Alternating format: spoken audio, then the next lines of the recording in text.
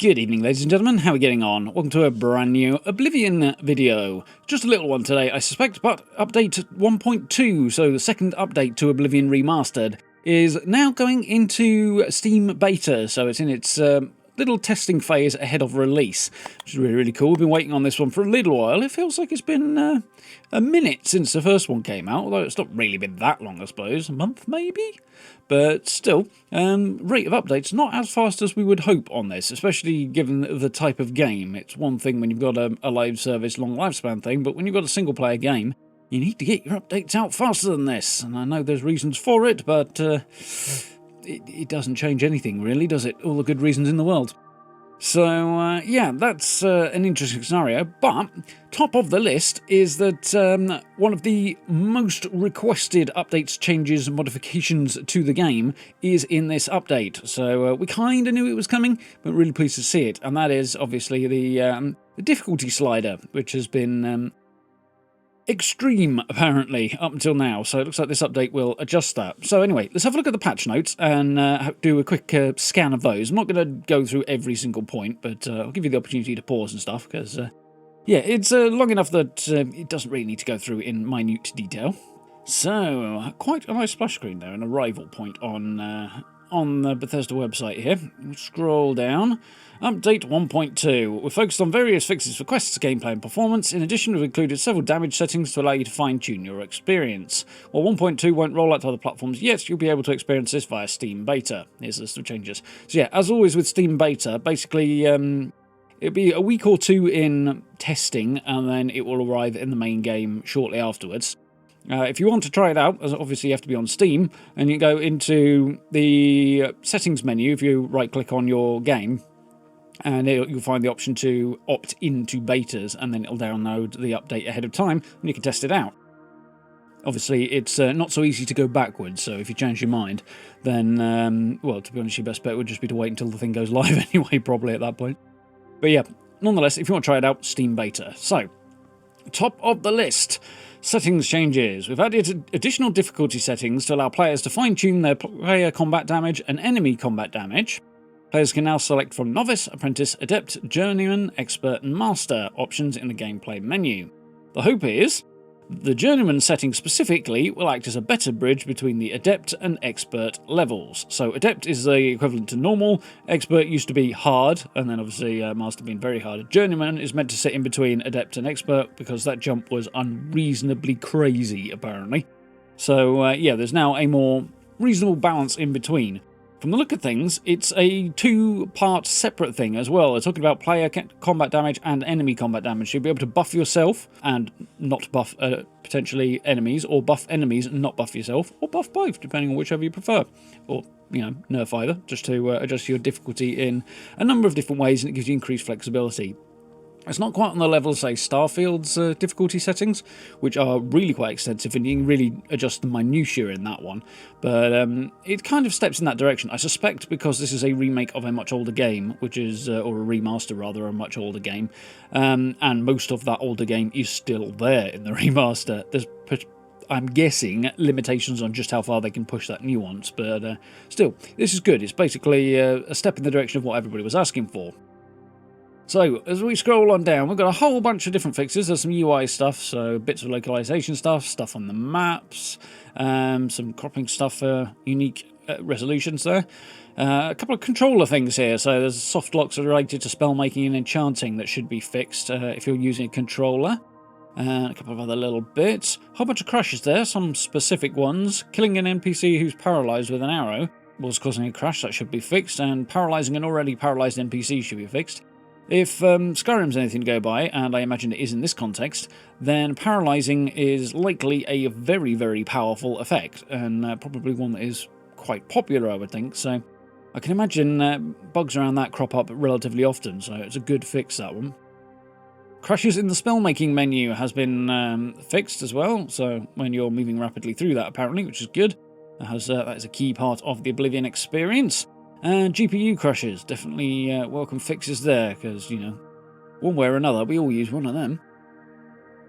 Some special effects fixes on the audio side, not particularly exciting. A whole bunch of quest fixes, not the longest list, but not too bad. It's quite specific bits and pieces, so floating enemies. There's a crash there on entrance to a particular area.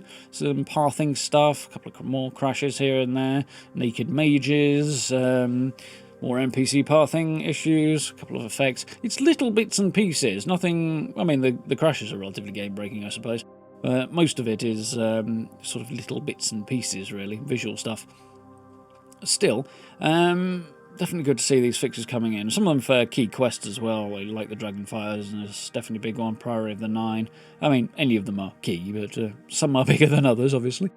A whole bunch of performance stuff, which is nice. Most of this focuses on... Well, actually, it's a 50-50 split, looking at that. Focusing on specific locations, and then there's more generalised stuff. So you've got Deep Scorn Hollow, Black Rock Caverns, Skingrad Castle, and Skingrad in general. Breville Castle... reduced frequency of hitches in the open world. That'll be welcome to anybody, I should imagine. General improvements in frame time in many locations, so that should just smooth out your experience, which is always nice. Definitely a bit of a Unreal challenge, that one, Unreal Engine. Character attachment optimization, water volume rendering optimizations, light and shadow optimizations, waterfall particle optimizations. Weather system being optimized is a good thing, because that was hitting frame rates quite hard at times. Some of them, especially if you're in one of the busy areas like a forest or something like that, and the weather changes to something that was getting even busier, say rain in the forest springs to mind as an example, then that was getting very, very taxing on the frame rates, I noticed. So yeah, that's good. And some character animations being optimized as well. Whole bunch of gameplay fixes here. Most of this is sort of little bits and pieces. You got the armor hiding Khajiit and Argonian tails. That should be fixed. A few bits and pieces around soft locks when you go to jail. Animations, physics bugs. Just little bits and pieces like that going on in the gameplay stuff. Some teeth clipping there on female Dremora. There you go. Amber weapons clipping in first-person view. I've never actually seen amber weapons. They're unique to Oblivion, or unique to a DLC maybe even. But yeah, still, you don't want them clipping into your hands and things, so that's definitely a good thing. Helmets clipping into player characters' heads. I imagine that's certain species like Khajiit and stuff, and Argonians that have like muzzle-type faces. I would think that would be more likely to be an issue there. I should actually try playing as one of those one day. Had to stop playing because one of the bugs that's not fixed anywhere in this is the audio bug, wherein NPC dialogue just basically goes to either extremely quiet or completely muted, and then you can't hear what's going on. And yeah, apparently once that comes in, it's basically not really fixable. You're basically balked at that point. So I have encountered this bug, and that was enough for me. I didn't feel like either pushing on with it or trying to start over again, so that one's shelved for now, unfortunately, but you never know. Maybe they'll fix that in a subsequent update, but it's not here. Still, some good bits and pieces here, but it's relatively minor stuff. Given how long we've been waiting for this, I would have liked to have seen these patches come through much faster, because these are... I mean, I know there's a lot more work than the one line of information implies that goes into this, but still, the rate of output is not as high as we would like to be seeing, especially in a single-player game. There's a whole load of system fixes as well, relating to flickering shadows, with some upscaling stuff, some settings stuff. We got high frame rate issues and cursor slowdown. That's definitely a PC thing. Fixed long blackout during loading screens, or at least they'll be less obnoxious, even if they're still there.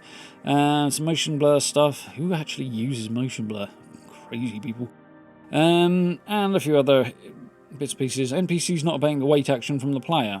Yeah, that would be annoying. NPC allies could be annoying at the best of times, to be honest, but especially in Bethesda games. There's some fun characters there, but their behaviour has always been a challenge to work with at times, so yeah. And a little reminder there about it being in Steam Beta if you want to dive into it. So yeah, right-click on Oblivion Remastered, select Properties, and the pop-up window, select Betas and opt-in. Yeah, simple enough.